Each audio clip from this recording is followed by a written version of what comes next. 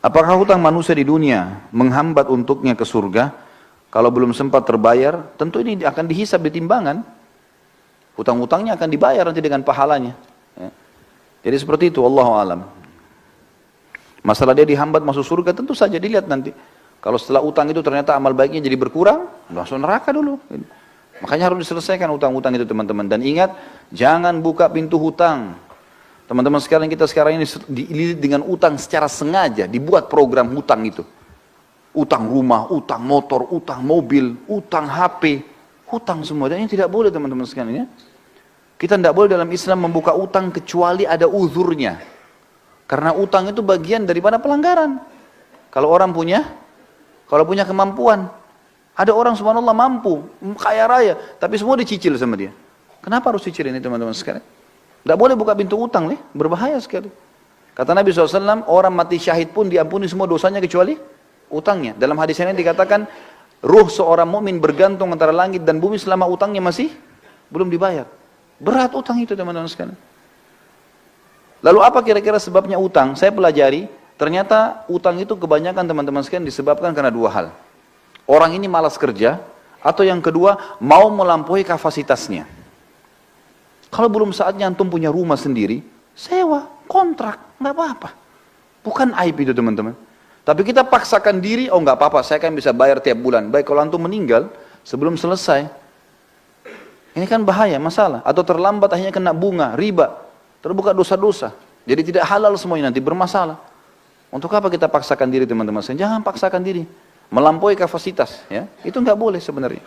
Jangan dipaksakan. Kita mampunya naik sepeda teman-teman, naik motor. Apa yang kita mampu berdoa sama Allah lalu berusaha ikhtiar. Jangan lampaui kapasitas. Nabung, sudah punya cash beli cash, aman. Gitu kan? Ini sama sekalian saya ingatkan teman-teman yang sibuk dengan kartu kredit, berhentikan teman-teman sekalian, berhentikan. Antum bilang, oh ini 0%, baik 0% teman-teman sekalian. Setelah itu, kalau antum telat, ini malam jam 12 malam terakhir pembayaran, antum telat 1 menit, jam 12 lewat 1 menit, kena bunga nggak? Kena bunga. 50.000, ya saya mampu bayar. Baik, 1 dirham riba lebih berat daripada 36 kali berzina. Untuk apa? Tutup itu teman-teman sekalian. Karena itu membuka pintu utang. Membuka pintu hutang, dan hutang tidak boleh. Sampai kata Nabi SAW, matlul ghani zulmun. Imam Madzhabi masukkan dalam dosa besar. Orang yang menunda pembayaran utang dan dia mampu, kezaliman, dosa besar. Untuk apa buka ini teman-teman sekalian? Sabar, cari uang cash beli, gitu kan? Ini penting. Kita cuma boleh buka pintu utang kalau darurat sekali. Emang darurat sekali. Ulama berikan contoh-contoh. Seperti misalnya tidak bisa makan kecuali harus utang. Gitu kan? Atau misalnya dia mau berbuat satu ibadah amal soleh, dia tahu dia bisa bayar lalu dia utang. Seperti orang mau akikah anaknya, atau orang mau idul adha, mau kurban. Dia tahu akhir bulan dia akan terima gaji. Sekarang tanggal 12 atau tanggal 13 lebaran idul adha. Baik saya pinjam dulu uang teman saya tahu bisa bayar. Itu nggak ada masalah. Tapi kalau orang tidak jelas, sampai kata Nabi SAW, siapa yang sengaja utang. Ini bab-bab utang semua. Siapa yang sengaja utang dan dia niat tidak mau membayar dari awal, Allah persulit dia membayarnya. Dan siapa yang utang dari awal, dia niat mau membayarnya, Allah mudahkan dia membayarnya. Ya. Termasuk teman-teman, akhwat kita di bawah. Saya sarankan, berhenti arisan. Loh ya betul. Arisan itu membuka pintu hutang. Ya. Sekarang begini rasionalnya. Kita 20 orang teman-teman ngumpul, ayo kita buat arisan yuk. 1 orang 5 juta misalnya, atau 1 orang 1 juta. 20 orang dapat 20 juta kan? Baik. Nama saya keluar pertama, bulan pertama, saya dapat 20 juta. Ini banyak orang gembira, oh 20 juta, dihabisin beli ini, beli itu. Apalagi akhwat kita, Masya Allah daftarnya sudah lengkap. Beli ini, beli itu, beli ini, beli itu. Sadar nggak dia? Kalau dia sedang punya utang 19 juta. Hah? Sedang punya utang nggak? Baik, kalau dia mati bulan depan, siapa yang bayar? Nggak bisa. Ini membuka pintu utang loh. Mengkhayal beli barang, padahal uangnya orang dipakai.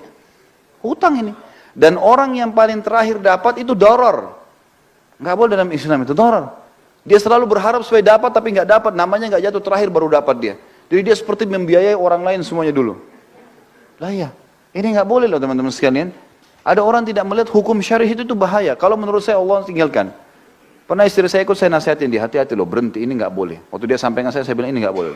Ini bahaya, membuka pintu utang. Sekarang kalau kau meninggal dalam 2-3 bulan setelah itu, siapa yang bayar? Nah, pasti saya ahli warisnya kan? Ya kalau saya punya duit, kalau enggak, loh ya kalau kita pas suaminya punya uang misalnya, kalau enggak punya uang gimana? Kan jadi utang yang bergantung kan? Gak bisa. Atau ada orang lari, zalim, dia pergi. Kan jadi masalah. Baik, kalau mau kumpul, kumpul pengajian. Tidak usah ada arisan. Iya enggak? Benar enggak ini? Hah? Tangkap enggak secara rasional ya? Jadi pelarangannya itu karena membuka pintu utang. Orang yang terima pertama itu utang 19 juta loh tadi. Uangnya orang kita pakai, bagaimana caranya kita bisa bawa duit orang baru kita pakai belanja kebutuhan kita. Coba pikirkan teman-teman. Ini kenapa? Karena mau melampaui kapasitasnya. Udahlah, dunia sebentar. Kata Nabi SAW, perumpamaan saya sama dunia seperti musafir yang sedang mampir di bawah pohon. Hilangkan penatnya, pergi habis itu. Kata Syekh Utsaimin rahimahullah, kalimat yang mulia. Seseorang mukmin orang muslim harus menjadikan dunia ini seperti kamar mandi. Seperti WC-nya. Dia datang, selesaikan hajatnya, dia pergi. Dunia cuma begitu saja. Maksudnya, tidak usah terlalu berlebihan. Hajat diselesaikan, penting, kemudian sudah. Gitu. Seperti itulah. Ya jangan melampaui kapasitas kita. Ini Allah Allah, ini saran saya ya, saran saya. Tapi kalau teman-teman ada di antara asatidzah, di antara duat yang memang memberikan solusi lain, alhamdulillah. Tapi saya pribadi, saya selalu mencari zona aman. Zona aman, ya kita mati kita aman. Kenapa yang kita masuk ke zona yang tidak aman? Kan gitu. Ini meja kita bagi dua, ini aman, ini tidak aman. Masuk ke aman teman-teman sekalian. Ibadah yang ada perintahnya, gitu kan. Jangan buka masalah dengan orang lain, jangan buka pintu utang, jangan gantung sesuatu, udah jelas semua. Kalau saya tanamkan dalam diri saya prinsip adalah semuanya harus jelas. Udah. Halal halal, haram haram, halal tinggal nikmati, haram tinggalkan. Nikmatin yang mampu saja yang ada. Sudah. Saya pulang ke rumah kadang-kadang istri saya tanya ada makanan, enggak ada. Mau beli makanan di sebelah, beli aja makanan, enggak apa-apa. Sini bawa. Toh makan. Untuk apa saya ribut dengan masalah makanan? Tinggal beli makanan di sebelah, makan. Bismillah, alhamdulillah, yang penting lapar sudah hilang, habis. Dunia begitu kok. Masuk lihat pakaian saya mana yang ini, oh belum dicuci, baiklah. Yang ada saja saya pakai, clear, selesai. Jelas kok, aman saja gitu kan. Gak ada sesuatu yang harus kita ributkan. Jadi ini poin yang mesti dipikirkan juga teman-teman sekalian.